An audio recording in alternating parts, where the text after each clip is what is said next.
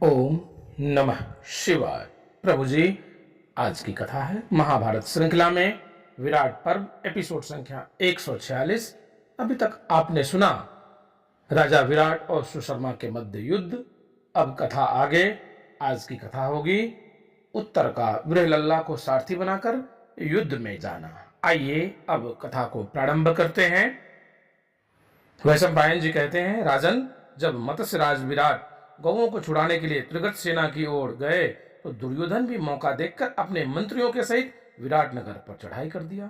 भीष्म, द्रोण, कर्ण, कृप, अश्वत्थामा, शकुनी, दुशासन, विभीषण, विकर्ण, चित्रसेन, दुर्मुख, दुस्सल तथा और भी अनेकों महारथी दुर्योधन के साथ थे। ये सब कौरवों का वीर विराट की 60,000 गौओं को सब ओर से रथों की पंक्ति से रोककर ले चले।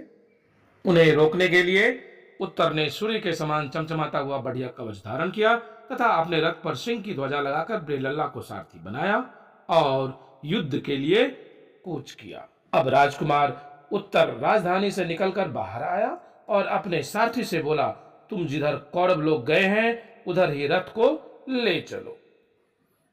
थोड़ी ही दूर जाने पर उत्तर और अर्जुन को महाबली कौरवों की सेना दिखाई दी।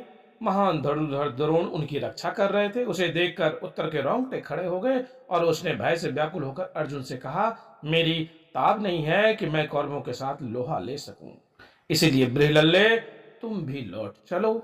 बृहलल्ला ने कहा, शूरवीरों की दृष्टि में युद्ध स्थल में भागना क्षत्रियों का धर्म नहीं है। क्षत्रिय के लिए तो युद्ध में मरना ही अच्छा है। अर्जुन कहने लगे, राजकुमार, यदि शत्रुओं से युद्ध करने की तुम्हारी हिम्मत नहीं हो तो तुम घोड़ों की राश संभालो, मैं युद्ध करता हूं। डरना मत, मैं अपने बाहुबल से तुम्हारी रक्षा करूंगा। वैशंपायन जी कहते हैं, राजन, जब भीष्म, द्रोण आदि प्रधान प्रधान कौरव महारथियों ने उस नपुंसक वेशधारी पुरुष को उत्तर को रथ में चढ़ाकर समीप वृक्ष की ओर जाते हुए देखा तो वे अर्जुन की आशंका करके मन ही मन बहुत डरे। तब शास्त्र विद्या विशारद द्रोणाचार्य जी ने पितामह भीष्म से कहा, गंगा पुत्र, यह तो स्त्री वेशधारी दिखाई देता है, वह इंद्र का पुत्र कपिध्वज अर्जुन जान पड़ता है। सुनते हैं कि हिमालय पर तपस्या करते समय अर्जुन ने किरात वेशधारी भगवान शंकर को भी युद्ध करके प्रसन्न कर लिया था। इस पर कर्ण बोला, आचार्य, आप सदा ही अर्जुन के गुण गाकर हमारी निंदा करते रहते हैं, किंतु वह मेरे और दुर्योधन के 16वें अंश के बराबर भी नहीं है। दुर्योधन ने कहा, यदि यह अर्जुन है तो मेरा काम ही बन गया, क्योंकि पहचान किए जाने पर अब पांडवों को फिर 12 वर्ष तक वन में विचरना पड़ेगा। इधर अर्जुन रथ को समीप वृक्ष के पास ले गए और उत्तर से बोले, तुम शीघ्र ही इस वृक्ष पर से धनुष उतारो। उत्तर पांडवों के उस अत्युत्तम धनुषों को लेकर नीचे उतरा।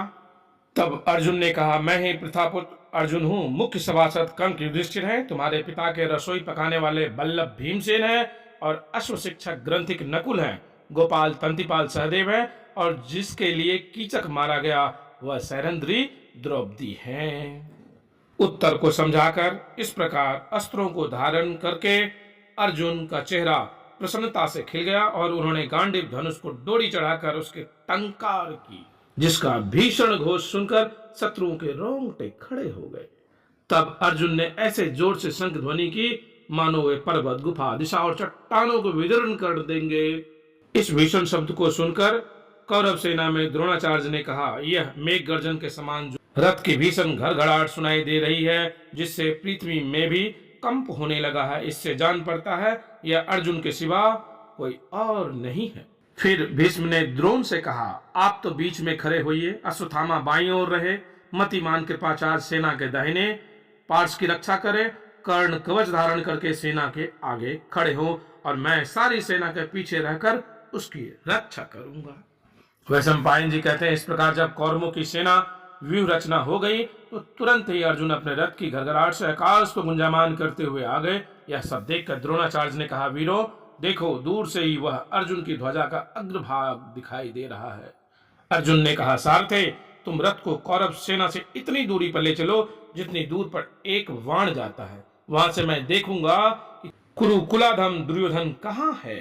अर्जुन की आज्ञा पाकर उत्तर ने उसी ओर को रथ हाँक दिया जिधर दुर्योधन गया था। वैशंपायन जी कहते हैं, अर्जुन धनुर्धारियों में श्रेष्ठ था।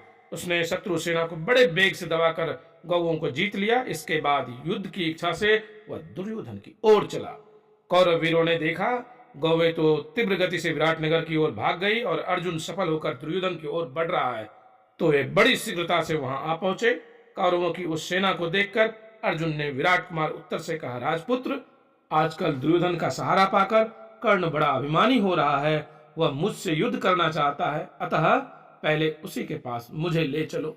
युद्ध छिड़ गया। अपने अपराधी कर्ण को सामने पाकर अर्जुन क्रोध और उत्साह से भर गया और एक ही क्षण में उसने इतनी बाण वृष्टि की कि रथ, सारथी और घोड़ों सहित वह छिप गया। अपने वज्र के समान तेजस्वी बाणों से उसने कर्ण के बाह, जंघा, मस्तक, ललाट और कंठ आदि अंगों को बीग डाला। कर्ण का शरीर छत विक्षुब्ध हो गया, उसे बड़ी पीड़ा होने लगी। वह युद्ध के मैदान से भाग खड़ा हुआ।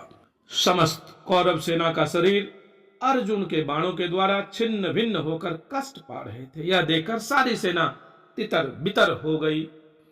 इस तरह कृपाचार्य और द्रोणाचार्य भी अपने शीघ्रगामी घोड़ों को हाँककर तुरंत रणभूमि से बाहर हो गए। वैशंपायन जी कहते हैं, तदंतर अश्वत्थामा ने अर्जुन के ऊपर धावा किया। दोनों ही शूरवीर थे, इसलिए अपने सर्पाकार प्रज्वलित बाणों से वे एक दूसरे पे चोट करने लगे।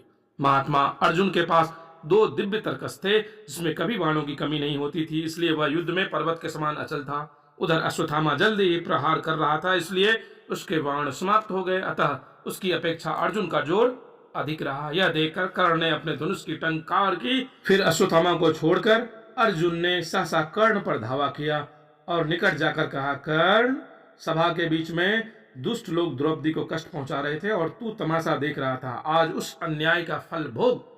उन दिनों धर्म के बंधन में बंधे रहने के कारण मैंने सब कुछ सहन कर लिया था, किंतु आज उस क्रोध का फल इस युद्ध में मेरी विजय के रूप में तू देख ले।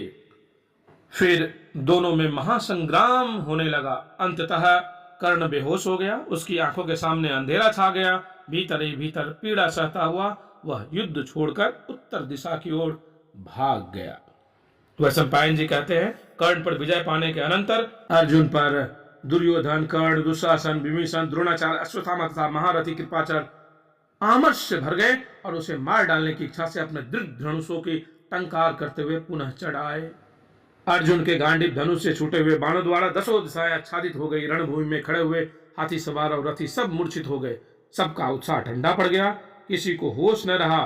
सारी सेना तितर बितर हो गई। सभी योद्धा जीवन से निराश होकर चारों ओर भागने लगे।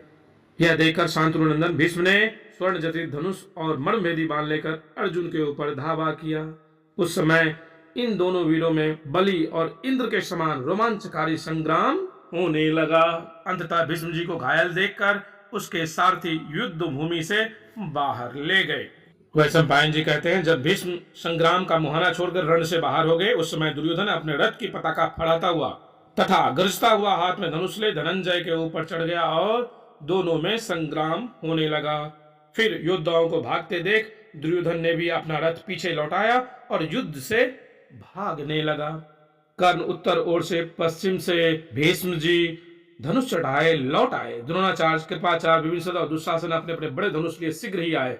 दिव्य अस्त्र धारण किए हुए उन योद्धाओं ने अर्जुन को चारों ओर से घेर लिया और जैसे बादल पहाड़ के ऊपर सब ओर से पानी बरसाते हैं, उसी प्रकार वे उस पर बाणों की वर्षा करने लगे। अंततः कौरव युद्ध में हताश होकर वापस लौट गए। तब कौरव जब वापस हो लिया तो अर्जुन ने प्रसन्न होकर उत्तर से कहा, राजकुमार, अब घोड़ों को लौटाओ। तुम्हारी गौओं को हमने जीत लिया और शत्रु भी भाग गए, इसलिए अब आनंद पूर्वक अपने नगर की ओर चलो। प्रभु जी आज की कथा को यहीं विराम देते हैं। आगे की कथा पुनः आगे। आप शिवा यात्रा दर्शन को लाइक शेयर सब्सक्राइब अवश्य कीजिएगा। शीघ्र मिलते हैं अगली वीडियो में, तब तक के लिए ओम नमः शिवाय।